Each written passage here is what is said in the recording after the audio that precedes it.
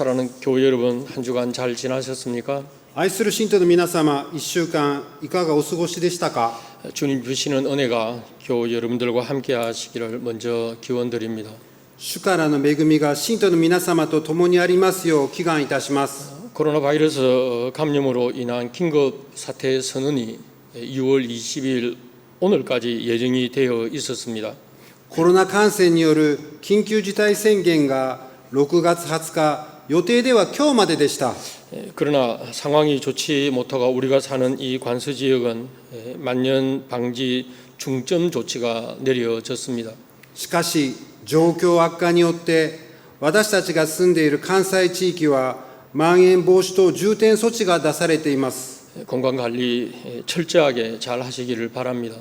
徹底して健康管理に注意を払ってください。 그리고 건강한 모습으로 교회에서 함께 예배드릴 날을 모두가 기다리고 있습니다.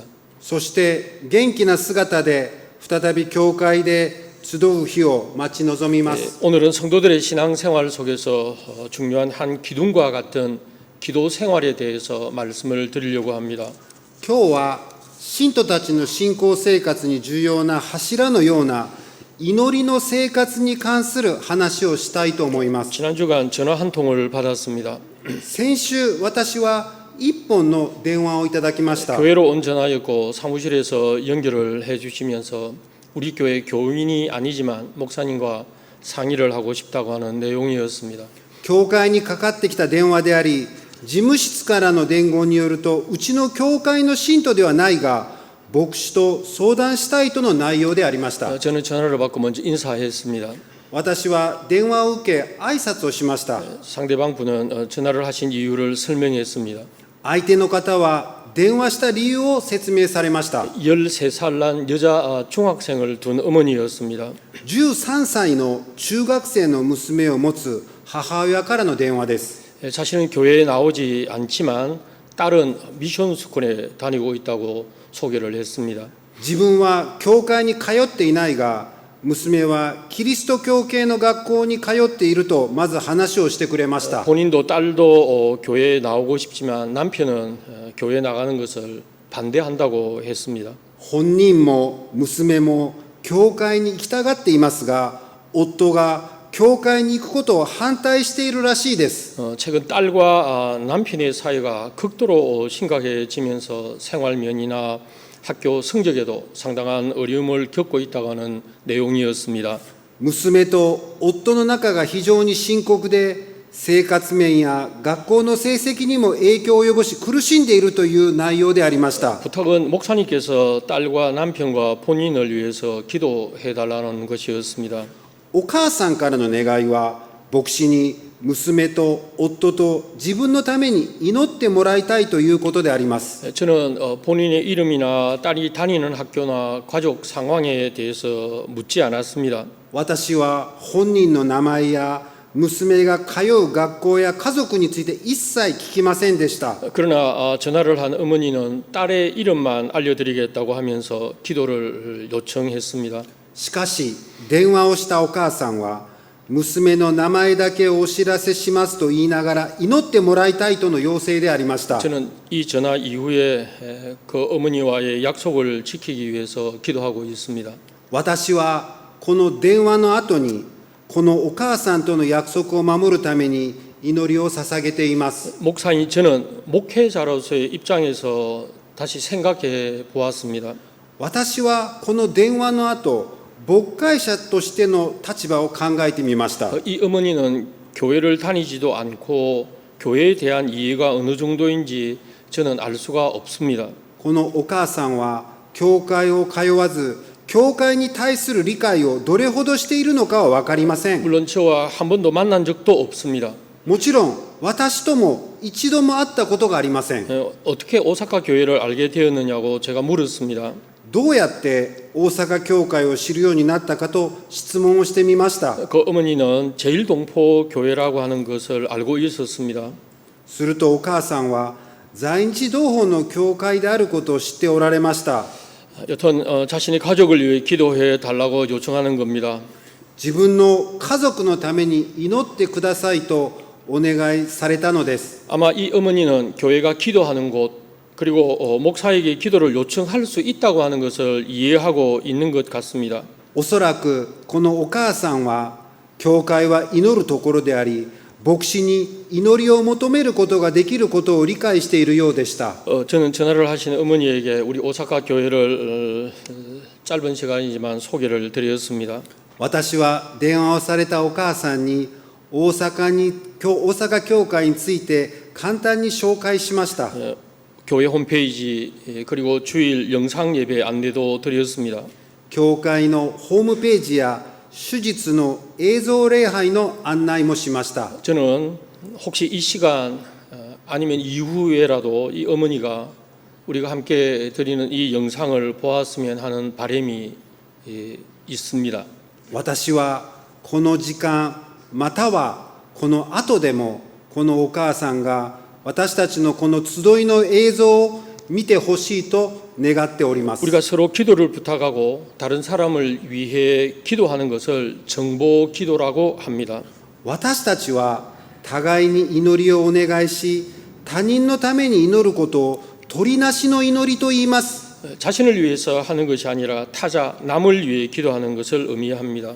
自分のためではなく他人のために祈ることを意味します。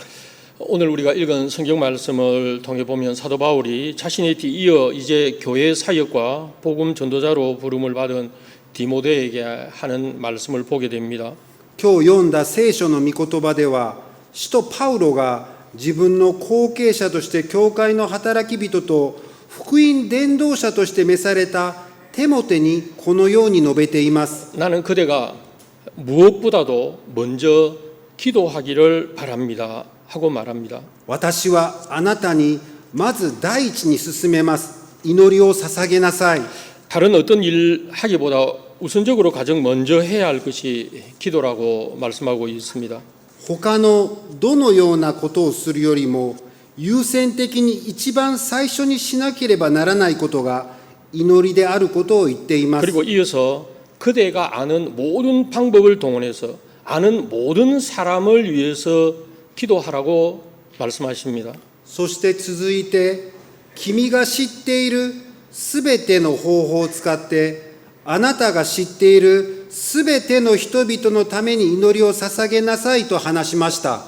초대 기독교인들은 이미 이 유대교의 전통을 알고 있는 유대인들이 중심이었습니다.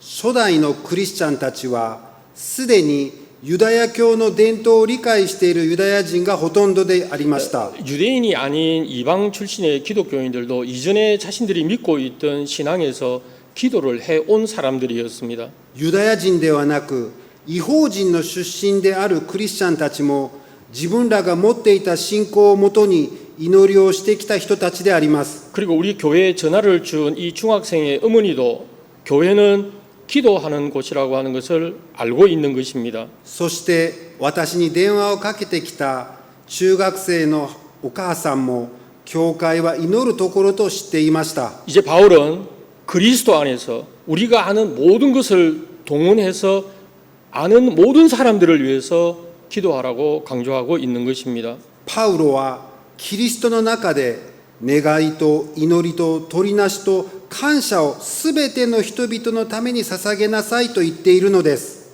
모든 사람을 위해 기도하는 것과 동시에 2절 말씀을 통해서 보면 すべての人々のため祈りを捧げると同時に2節では、 임금들과 높은 지위에 있는 모든 사람들을 위하여 기도하라 그랬습니다.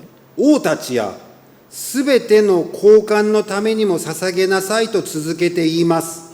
이 말의 다른 의미는 통치자들과 정부가 국민들을 바르게 다스릴 수 있도록 해달라고 기도하라는 말입니다. この言葉の意味の解釈は、統治者や政府が国民を正しく治めるように祈りなさいとも考えられます。 왜 임금들과 높은 지위에 있는 사람들을 위해 기도하라고 하는가? 그 이유가 바로 이어서 말씀이 나옵니다.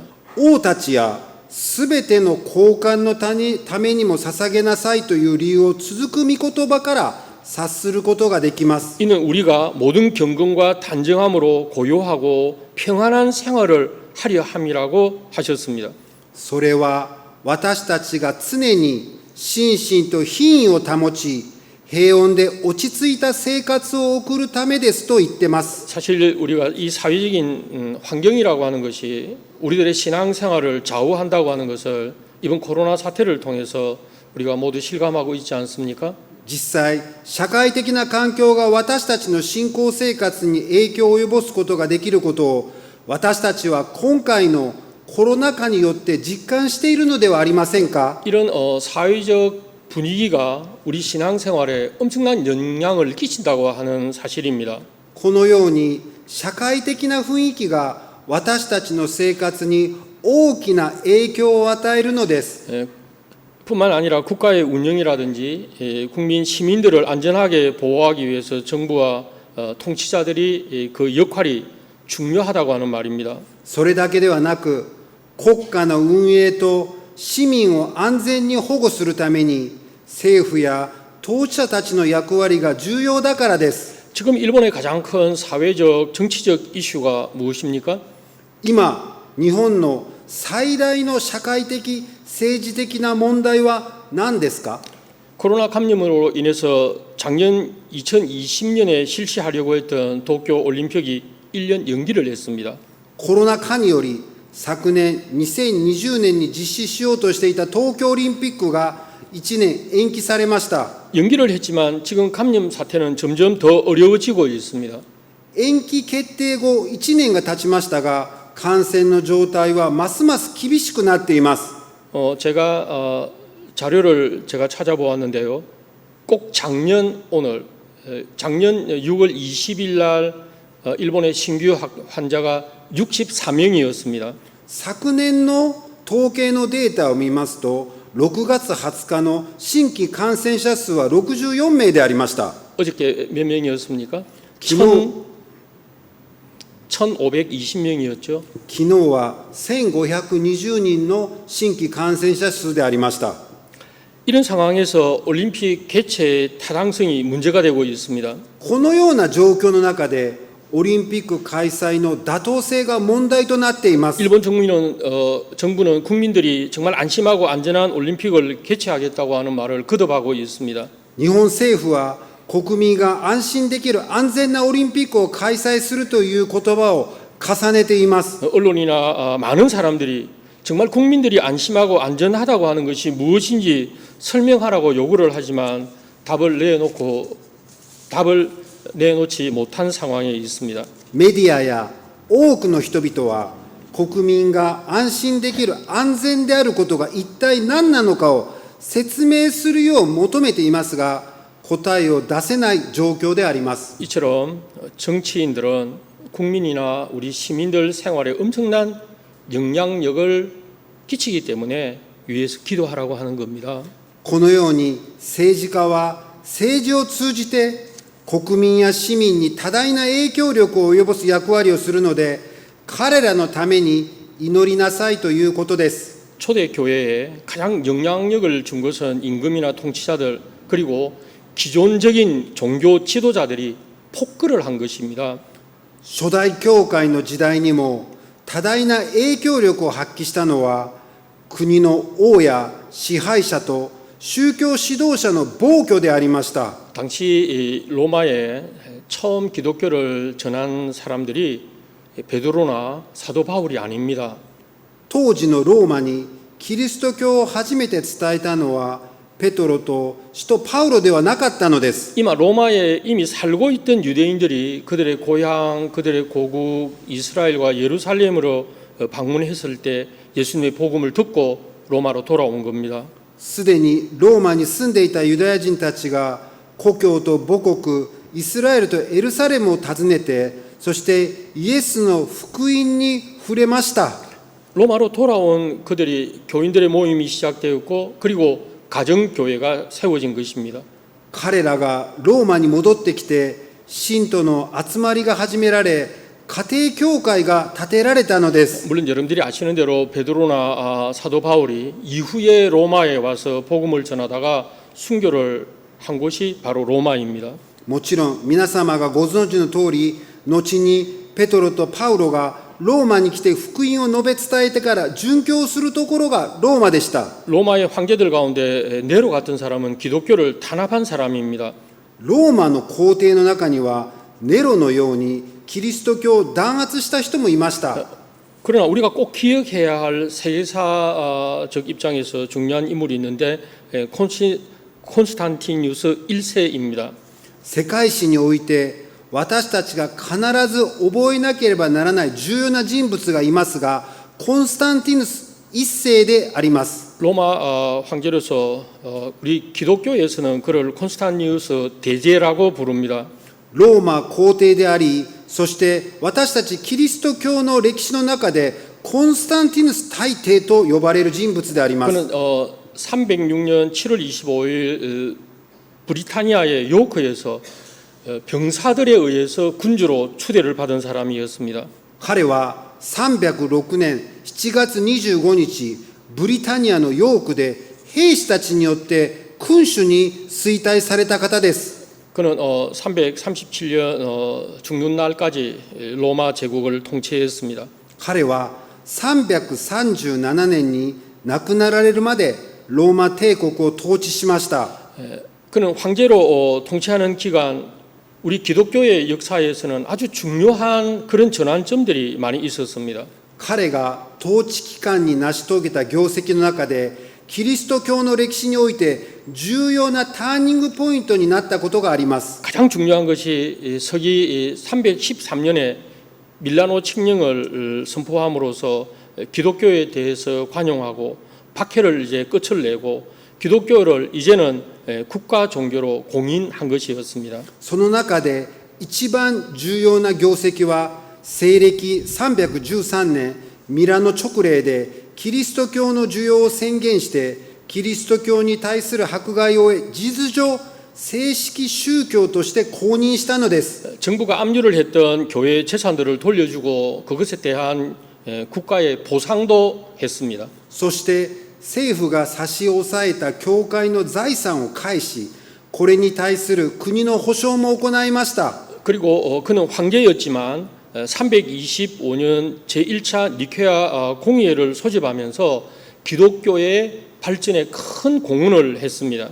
彼は皇帝でありましたが、325年第一ニカイア公会議を招集し、キリスト教の発展にも寄与したことは有名なことであります。 또 한 가지는 그는 그 비잔티움을 새로운 로마라고 공포를 하면서 330년 공식적으로 로마 제국의 새로운 수도로 정하게 됩니다. そして彼はビザンティンを新しいローマと公表し、330年には正式ローマ帝国の新しい首都と定めました。 이곳이 오늘날의 터키의 이스탄불입니다. そこが今日のトルコのイスタンブールであります。 역사 속에서 이렇게 한 지도자가 기독교가 세계의 종교가 되는 일에 엄청난 영향력을 끼쳤다고 하는 것을 보게 되는 것입니다. 歴史の中にはこのように一人によってキリスト教が世界の宗教になることに役立つ偉大な指導者もいます。 그래서 사도 바울은 임금과 통치자들 그들이 올바른 정치를 하기 위해서 기도하라고 한 겁니다. このようなことから使徒パウロは王と高官たちの正しい政治のために祈りなさいと言っています。 매우 부끄러운 얘기지만 少し恥ずかしい話ですが、 정권에 붙어가지고 아부하면서 하나님이 세운 다윗 같은 장군이라고 그런 짓 하라는 것이 아니죠.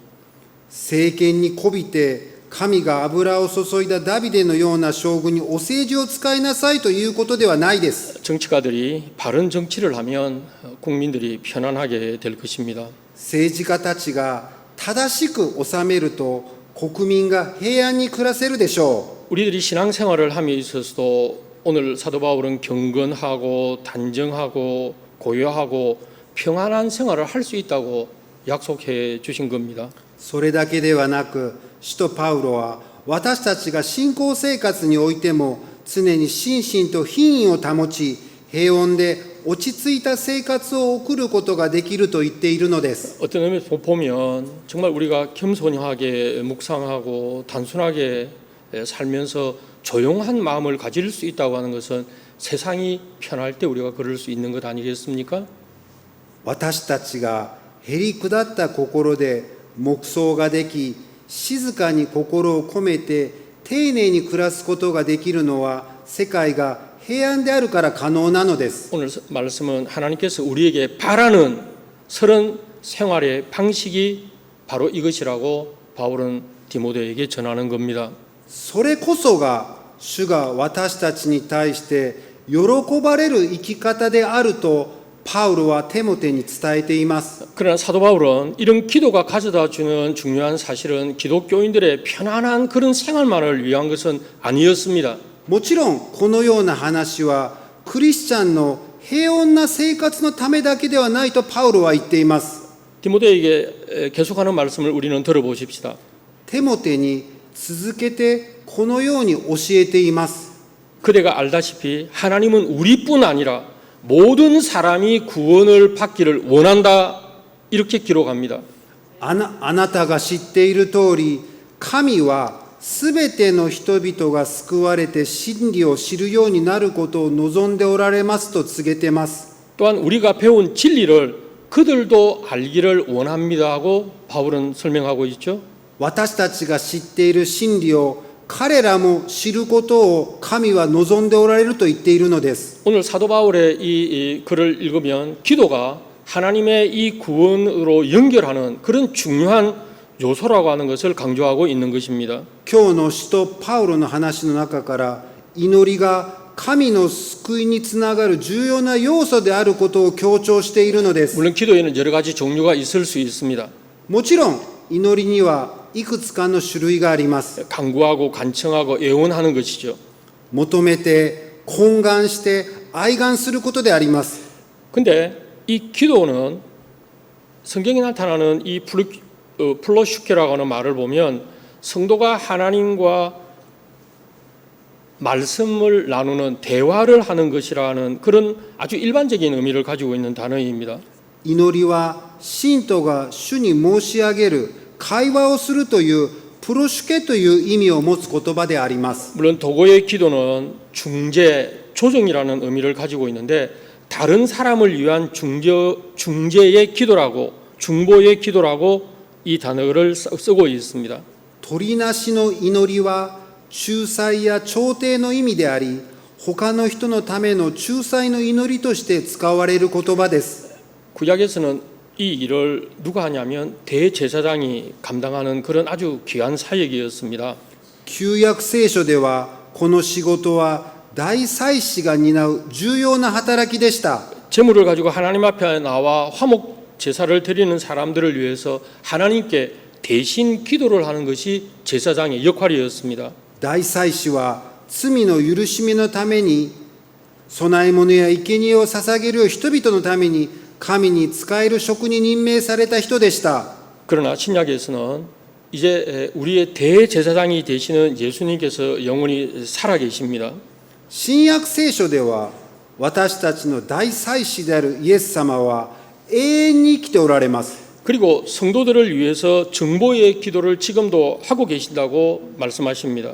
そして今も信徒たちのために取りなしの祈りを続けておられるという御言葉があります。 그뿐만 아닙니다. 로마서 8장 26절 말씀을 보면 ローマ書の8章の内容によれば 이와 같이 성령도 우리의 연약함을 도우신다고 했습니다. 聖霊様も言葉で表せないうめきを持って取りなしてくださると言っておられます。 우리가 마땅히 기도할 바를 알지 못하나 오직 성령이 말할 수 없는 탄식으로 우리를 위해서 친히 간구하시느니라 하셨습니다.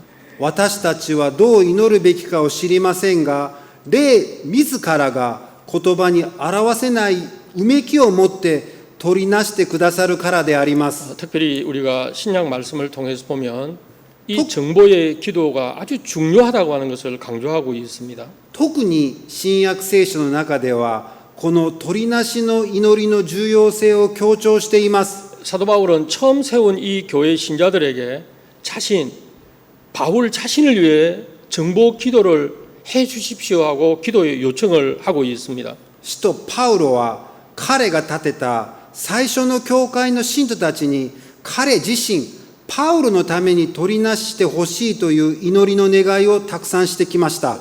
사도 야고보 역시 병자들을 위해서 기도해 달라고 요청을 하고 있죠. 使徒ヤコブも同じく主に癒していただくために祈ってくださいと願っています。 야고보는 의인의 중보하는 그 기도는 효력과 능력이 크다고 언급하고 있습니다.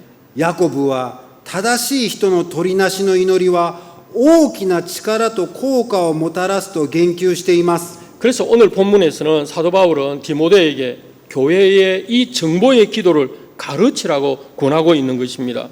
それで今日の本文で使徒パウロはテモテに教会に取りなしの祈りを教えなさいと勧めているのです。 사도 바울은 계속해서 기도는 하나님께 무엇을 구하는 그런 방식으로 일관된 것이 아니라 반드시 감사와 함께 해야 할 것이라고 하는 것을 알려주고 있습니다.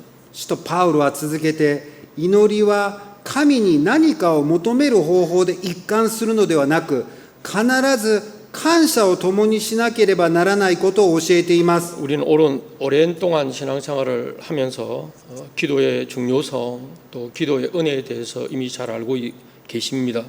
私たちは長年の信仰生活をしながら祈りの重要性と恵みをよく知っています。 오늘날처럼 이렇게 코로나 전염병이 온 나라 또 세계에 위협이 되고 공포와 불안감이 가득한 그런 시대입니다. 今日はコロナ伝染病がパンデミックを引き起こし恐怖と不安に覆われている時代であります。 이때 우리들이 해야 할 일, 우리들이 할 수 있는 것이 어떤 것이라고 여러분들은 생각하십니까? この時私たちがやるべきことを私たちができることは何だと皆様思われますか？ 함께 모여서 기도도 못합니다. 함께 모여서 예배를 드리지도 못합니다. 一緒に集まって祈れず一緒に集まって礼拝を捧げることもできません。 그렇지만 나의 골방, 내가 기도하는 그곳에서 자신뿐만 아니라 성도들을 위해서 또 다른 사람들을 위해서 기도는 할 수 있는 것 아니겠습니까? しかし私が住んでいる小部屋、私の祈るところで自分だけでなく信徒たちのためにも他人のために祈ることはできるのではないでしょうか。 목회자로서 교우 여러분께 부탁드리는 것은 사도 바울이 교우들에게 목회자를 위해서 기도해 달라고 요청한 것처럼 교우 여러분들께서는 목회자들을 위해 기도해 주시기를 바랍니다. 牧師として信徒の皆さんにお願いするのは使徒パウロが信徒たちに牧会者のために祈ってくださいと要請したように皆さんも牧会者のために祈ってくださることを切に願います。 여러분들의 기도 없이 목회가 불가능하다고 하는 것을 우리 교육자들은 알고 있기 때문입니다. 皆さんの祈りなしでは牧会はできないことを教育者たちはよく理解しているのです。 마찬가지로 교우 여러분들께서도 어려운 일이 생기면 숨기지 마시고 서로를 위해 기도할 수 있도록 기도의 요청을 해 주시기를 바랍니다. 同様に信徒の皆さんも困難なことがあれば隠さずお互いのために祈れるように祈りのお願いをしてください。 물론 개개인의 생각의 차이가 있을 수 있습니다. もちろん一人一人の考えには差があるはずです。 비공개적으로 기도를 요청하는 경우에 우리 목회자들은 그 내용의 비밀을 지키면서 기도하는 사람들입니다. 公開をせず祈りを願う場合、牧会者は秘密を守りながら祈る人たちでもあります。 우리들의 중보와 도고의 기도를 우리들이 믿는 성도들이라고 하면 함께 알려주시기를 바랍니다. 私たちが仲裁と取りなしの祈りを信じる信徒であれば、祈りのお願いを皆様またしてください。 다시 여러분께 질문 드리고 싶습니다. 皆様にまた質問をしてみたいと思います。 우리들이 알고 있는 기도의 힘, 기도의 은혜가 무엇이라고 생각하십니까? 私たちがする祈りの恵みと力は何だと考えておられますか？ 기도는 믿는 성도들의 영혼의 양식입니다. 祈りは信じる人たちの魂の糧であります。 기도는 닫힌 문을 여는 그런 신비한 열쇠이기도 하죠. 祈りは堅なに閉ざしている門を開ける神秘の鍵なのであります。 그러나 기도는 바라기만 하는 것이 아니라 또 일방적인 것이 아닙니다.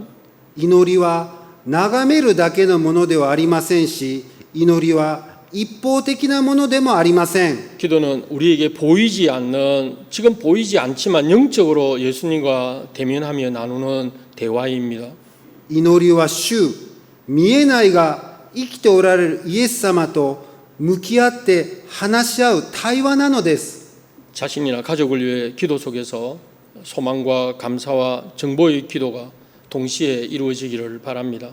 自分自身や家族のための祈りに希望と感謝と取りなしの祈りが同時にありますよう願います。 기도는 나 혼자 하는 것이 아니라 우리 함께 하는 것이라고 하는 것을 기억해 주십시오. 祈りは私だけでなく我々が共にするものであることを覚えましょ 기도의 은혜 속에서 지나시기를 주의 이름으로 축원드립니다. う。祈りの恵みの中で過ごされますよう主の皆で祈願いたします。 기도드리겠습니다. お祈りいたします。 우리들의 기도를 즐겨 들으시고 이루어 주시는 예수님께 기도드립니다. 私たちの祈りを常に聞いてくださり答えてくださるイエス様に祈りを捧げます。 쉬지 않고 기도하는 성도들의 삶이 되게 해 주시옵소서. 休まず祈る信徒の生き方にならせてください。 나만 위해서가 아니라 다른 사람들을 위해 머리를 숙일 수 있는 거룩한 삶이 되게 해 주시옵소서. 私だけでなく他人のために頭を下げられる尊い生き方にならせてください。 주님의 마음을 움직여 이 세상의 구원을 나누고 은혜를 맛보는 우리 모두가 되게 하여 주시옵소서. 主の御心を動かせ、この世で救いを分かち合いながら恵みが享受できる私たちにならせてください。 예수 그리스도의 이름으로 기도드리옵나이다. 主イエスキリストの皆によってお祈りいたします。 아멘.